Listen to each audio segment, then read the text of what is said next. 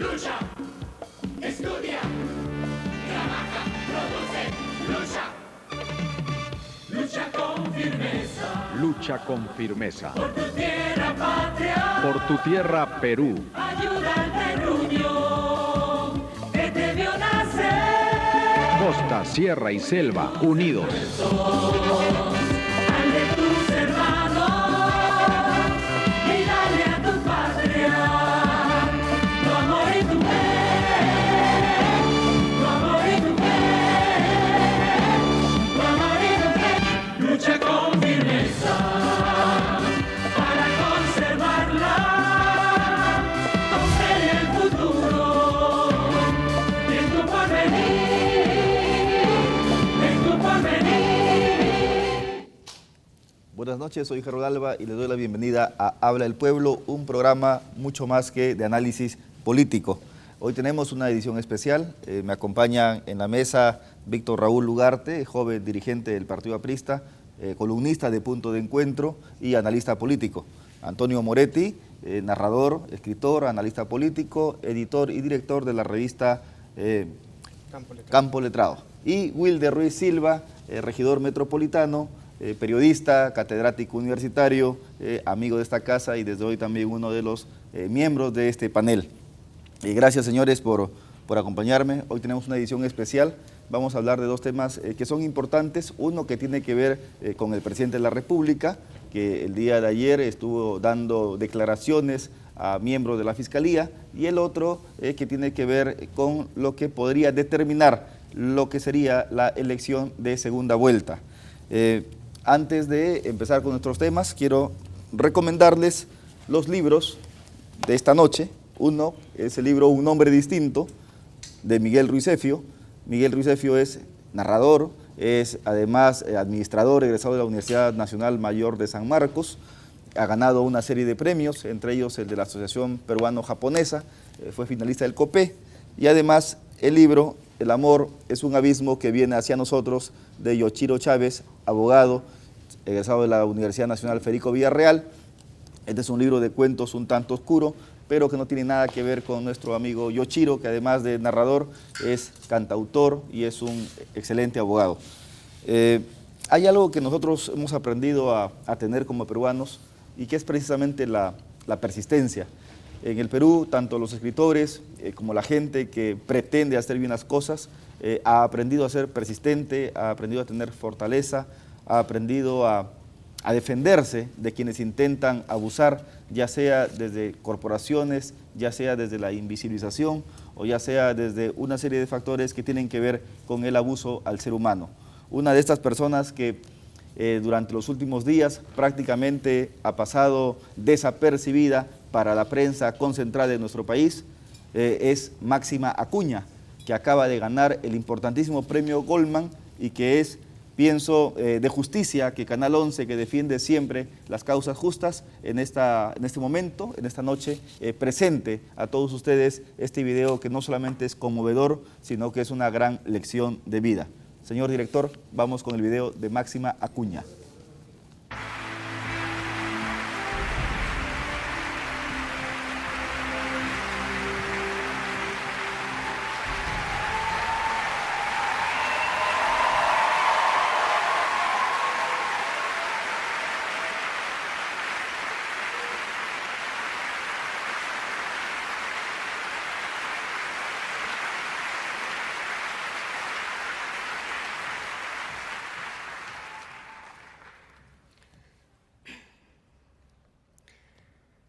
Yo soy una jalqueñita, yo soy una jalqueñita, que vivo en las cordilleras, que vivo en las cordilleras. Pasteando mis ovejas, pasteando mis ovejas, en neblina y aguacero, en neblina y aguacero. Cuando mi perro ladraba, cuando mi perro ladraba, la policía llegaba, la policía llegaba. Con mis chozas chocitas lo quemaron, mis chocitas lo quemaron, mis cositas lo llevaron, mis cositas lo llevaron. Comidita no comía, comidita no comía, solo agüita yo tomaba, solo agüita yo tomaba. Camita yo no tenía, camita yo no tenía, con pajita me abrigaba, con pajita me abrigaba. Por defender mis lagunas, por defender mis lagunas, la vida quisieron quitarme, la vida quisieron quitarme. Ingenieros seguritas me robaron mis ovejas, caldo de cabeza tomaron en el campamento de Conga. Si con esto adiós, adiós, hermosísimo laurel, tú te quedas en tu casa, yo me voy a padecer.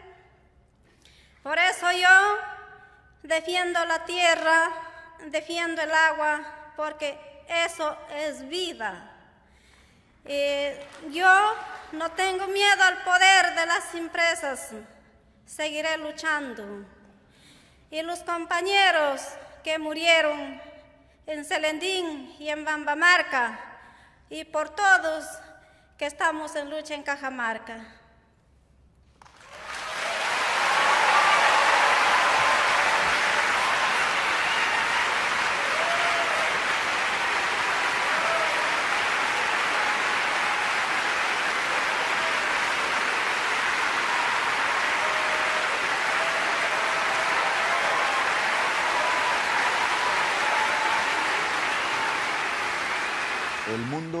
El mundo de pie aplaudiendo a esta mujer que nos entrega esta lección. Y sin embargo aquí en el Perú, ningún periódico, ni El Comercio, ni La República, ni Perú 21, ni ningún canal de televisión han tenido la gallardía, la hidalguía de saludar y de felicitar a esta mujer que ha sabido defender lo suyo y lo de sus coterráneos.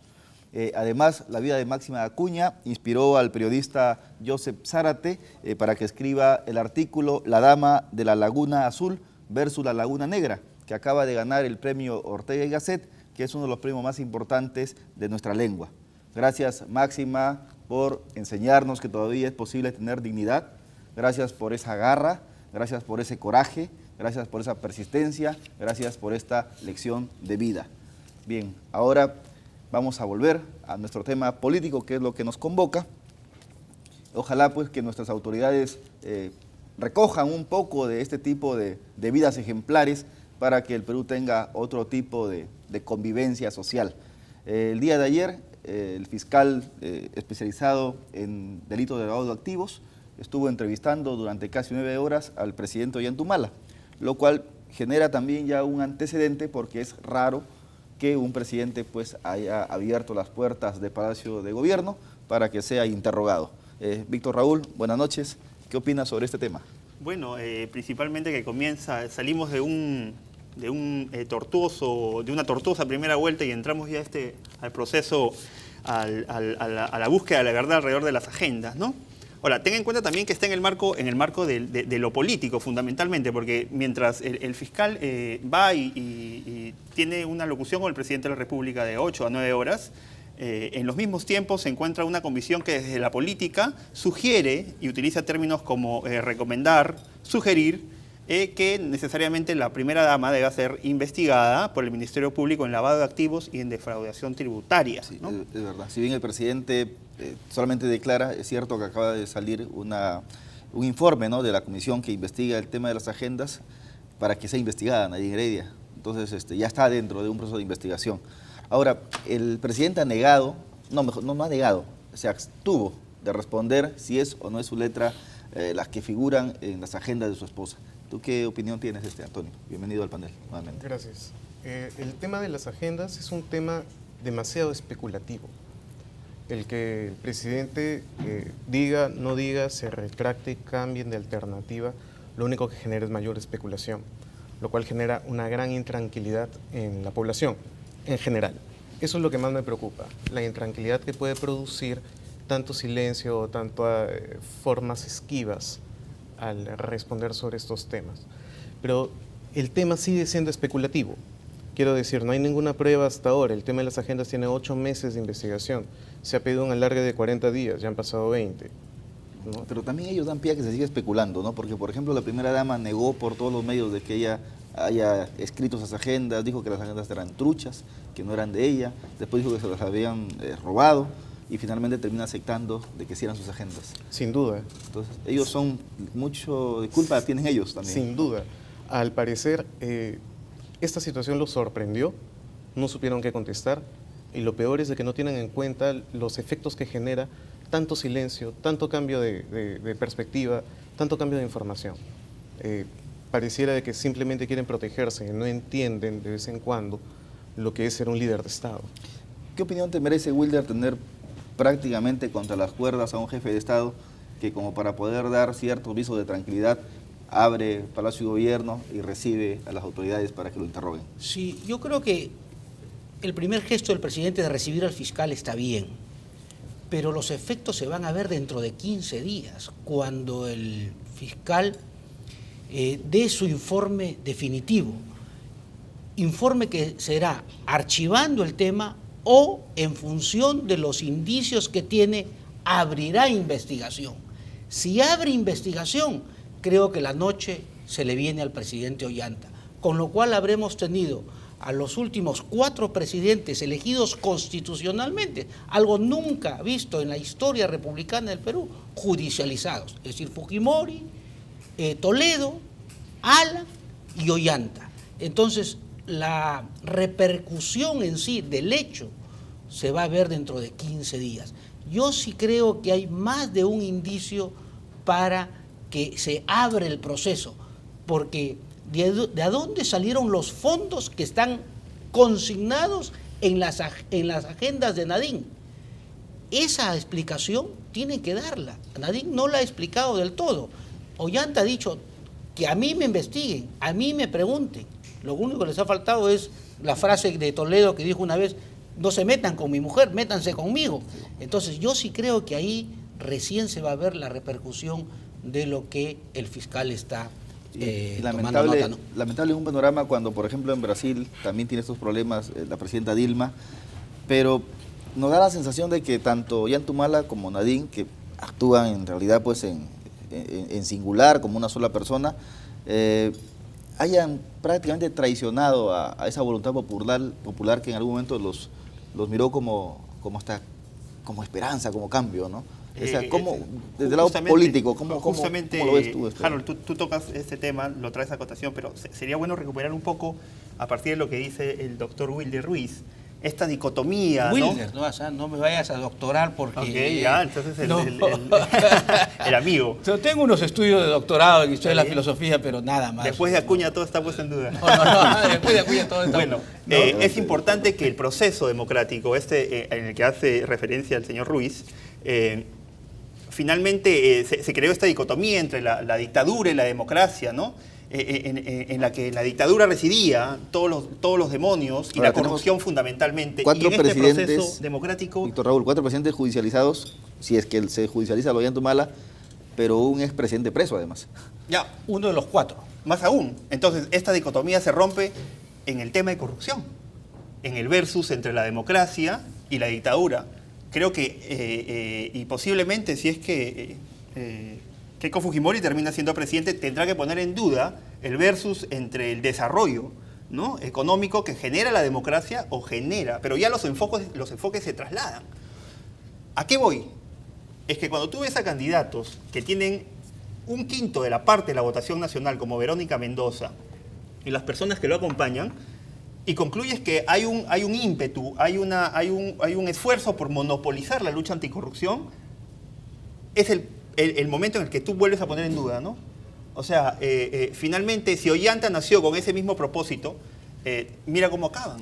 Claro, finalmente el tema de lucha anticorrupción se convierte en una especie de bandera del lugar común, ¿no? O sea, porque ya no es creíble. Y más aún cuando tienes a una Contraloría, como la que nosotros tenemos, que hizo, por ejemplo, este foro en el que invita a los 5 candidatos que tenían mayores cuestionamientos por corrupción. Hablar sobre la corrupción. A que hablen sobre corrupción, invisibilizando al resto, ¿no? Ahora estamos en otro escenario, estamos ya en la segunda vuelta, y es complicado porque justo esta noche pues se le presenta al presidente cuando nosotros deberíamos estar concentrados en ver cuáles son las propuestas de Pedro Pablo Kuczynski y Fujimori como para poder capturar al elector. Sin duda, aquí lo más interesante es la fecha. ¿Por qué sale Ollantumala hoy, ¿no?, a decir lo que dice, a decir que él llama al fiscal, a plantearse él como el responsable de todo lo sucedido? Sin duda eso es súper importante. Pero, sin embargo, me parece que de todas maneras alguien tiene que levantar la bandera contra la corrupción. O sea, puede ser Verónica Mendoza, puede ser quien sea, pero esa es una bandera que todo el mundo tiene que levantar. Pero la gente casi no cree ya cuando dicen... Me parece bien que no se crea, porque me parece Pero hay que persistir. Por supuesto, no podríamos pensar en que como la lucha contra la corrupción fue una bandera que se levantó a finales de los 80s pensando en Alan García y no pasó nada, ¿no? Durante toda la década de los 90s y nos peleamos todos para que suceda algo. Pero que es fundamentalmente un problema estadual. O sea, la cuestión es no ser fuerza aislada, común o partidarista de la utilización de la anticorrupción. O sea, la anticorrupción o la corrupción en sí es un problema de todos. ¿Cómo hacemos para llegar a ese estado, ¿no?, en el que todos reconocemos que hay un problema y que nadie la levante en contra del frente, ¿no? ¿Dónde se empieza, Wilder? Sobre todo, yo creo que estamos llegando a un punto equivalente a, por ejemplo, todos los rezagos que nos dejó la guerra con Chile. Entonces, esa gran frustración que nos tomó décadas superarlas. Y después vino Sendero Luminoso, y que nos dejó una herida en la sociedad muy fuerte, que nos ha tomado y nos sigue tomando décadas superarla. Creo que ya estamos en un tema de una frustración ética y moral que recién empieza y que nos va a tomar, creo yo, varios gobiernos en superarlo. Esto de Orellana, esto de Belaúnde Álvarez, es decir, la delincuencia común, los marcas, la clase política metida en una serie de denuncias. Creo que no es solo ya un problema de control del Contralor General de la República y que tampoco es una cuestión de cámaras en determinados momentos para poder combatir. Creo que no se ha entrado al debate de Quizás fondo. es una cuestión de ciudadanía también. Creo que tenemos un problema equivalente al que fue Sendero Luminoso como sociedad. ¿Quién va a encontrarle una solución a la corrupción? Ese es el gran tema. Entonces, yo no he visto una propuesta seria de ninguno de los candidatos y tampoco creo de los dos candidatos que están actualmente, ¿no? No se puede hacer así, ¿no? Quiero decir, se puede plantear una propuesta en contra de la corrupción poniendo castigos o penas más graves, pero eso no elimina el problema. Claro. Simplemente meterá presos a los que detecte.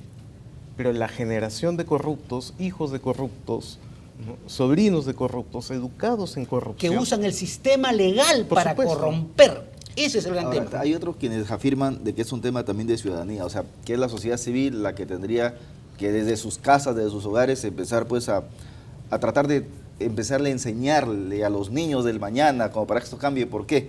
Porque si miramos lo que tenemos ahora, o sea, tenemos a un Waldo Ríos, prófugo, a un Oscorima Ayacucho, prófugo de la justicia, a un Viñas de Tumbes que tampoco no lo encuentran, a la alcaldesa del Santa, prófuga también. O sea, corrupción en todas partes, ¿no? González Prada decía, pones el dedo y salta la pus. Eso está pasando ahorita, año 2016. Entonces, cuando tienes al presidente contra las cuerdas, recibiendo a fiscales para responder sobre cosas que por lavado de activos. Por lavado de activos. El o sea, lavado de activos no es poca ¿qué cosa. ejemplo, no? Eso es lo que nos convoca y nos preocupa, ¿no? O sea, ¿qué ejemplo se está dándole a la ciudadanía, a la gente más joven, pero qué se tiene que hacer? O sea, porque aquí el tema es hallar algún tipo de solución. Se acaba de decir que hay, creo que 12 congresistas que tienen problemas con la justicia, que han sido electos. Es verdad. 12. Entonces, ¿qué va a pasar con ellos? En 2 semanas o 3 les dan su credencial y ya tienen su inmunidad y no ha pasado nada. Entonces, creo que el tema de la corrupción no es solo de darle algunas herramientas adicionales al Contralor, sino que es casi de otro tipo, de hay que ir formando una cultura cívica contra la corrupción, por decirlo de alguna manera, ¿no? Hablando de civismo, tenemos una llamada telefónica. Vamos a ver, esto se habla del pueblo y aquí el otro panelista está detrás de la cámara, detrás de su pantalla, esperando comunicarse con nosotros. Aló, buenas noches. Muy buenas noches, les saluda José Carlos González de San Miguel. José Carlos, te escuchamos. Mire, bueno, definitivamente el presidente Humala no va a afirmar todos los errores que él ha cometido. Él ha cambiado prácticamente su plan de gobierno desde que ingresó a la presidencia de nuestro país. Luego de eso se han visto demasiados errores que él ha cometido. Ahora incluso en el Parlamento se aprueba esto de la ley. Aló, buenas noches. Se le cortó la llamada. ¿Tenemos otra llamada? Buenas noches. Adelante, lo escuchamos. Sí, ¿Aló? buenas noches. Sí. Le hablo acá de Sacanita. Mi nombre es Gregorio Pompilla. Sí, lo escuchamos. ¿Aló? Sí, lo escuchamos. Sí, mire, yo estoy de acuerdo con lo que manifestó dos de los panelistas, de que la corrupción actual tiene la misma magnitud que el senderismo durante los últimos años. Si nadie encuentra la solución a la corrupción, vamos a terminar más o menos como nos llevó el terrorismo, ¿no? Bien. Aló, buenas noches. Aló. Aló, buenas noches. Sí, lo escuchamos. ¿Su nombre? Sí, aló, mi nombre es Hugo Regalado. Adelante, lo escuchamos. Sí, mire, yo sobre el debate, solamente quisiera hacer una opinión, si el debate es interesante. Lo que no se puede estar con la misma vara que se juzga a un presidente y al segundo, a todos los presidentes se debería juzgar exactamente con la misma vara, esa es mi opinión. Bien, gracias por su comunicación. El público opina, dice que algo se tiene que hacer. Y efectivamente algo se tiene que hacer.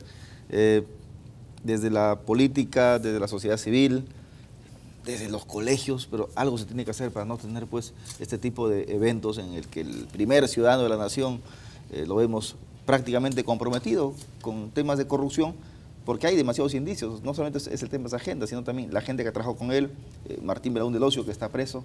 Entonces, no es gratuito que hayamos llegado tampoco a esta... Claro, se sugiere, Harold, investigar a, si no me equivoco, 21 personas que se verían inversas en el tema de las agendas, ¿no? Ahora, pero en el tema político-legal, que a mí un poco me llama bastante la atención, ¿no? Porque finalmente echarse la culpa, decir que él era el presidente del partido, que ella era la secretaria de Relaciones Exteriores, en los momentos en los que pasarían estos presuntos delitos, decir que él es el culpable de cualquier mal uso que haya existido, ¿no? Probablemente, ¿no? Ahora, ya con respecto a lo político, el presidente de la República tiene la prerrogativa del antejuicio político.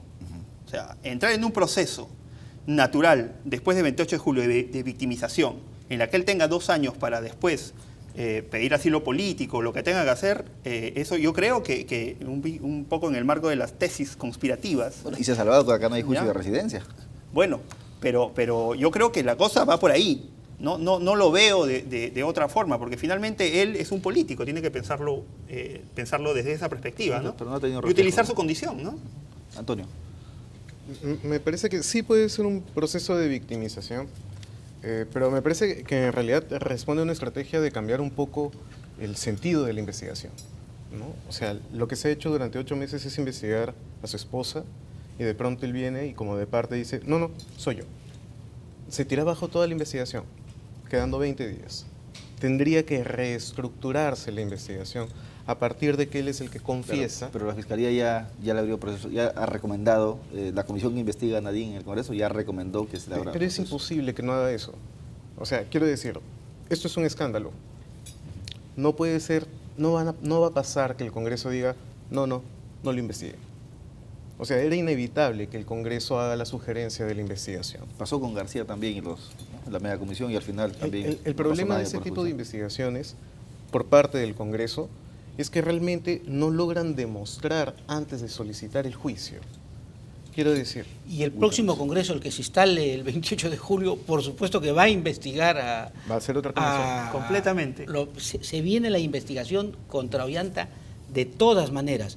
Yo no creo que por el momento Ollanta esté bajando los decibeles, por decirlo de alguna manera, invitándolo al fiscal, y que con esto y su actitud del presidente, en 15 días el fiscal diga no da lugar, por decirlo de alguna manera, y por lo tanto archiva el caso. Si eso lo hiciera el fiscal, el próximo Congreso lo va a abrir, de todas maneras, porque nosotros, como no tenemos esa cultura política de políticas de Estado donde se continúan las obras, se continúan todo el trabajo de construcción de un país, siempre estamos acusando porque justamente los presidentes de alguna manera no han tenido esa altura de honorabilidad y decencia para estar al margen, tipo Belaúnde, por ejemplo, que fue el último gran presidente que a nadie en el próximo Congreso se le hubiera ocurrido abrirle una investigación. Gran presidente, pero no tan buen gestor para muchos también. Sí, ¿no? pues, efectivamente, mal gerente. Mal gerente. Un hombre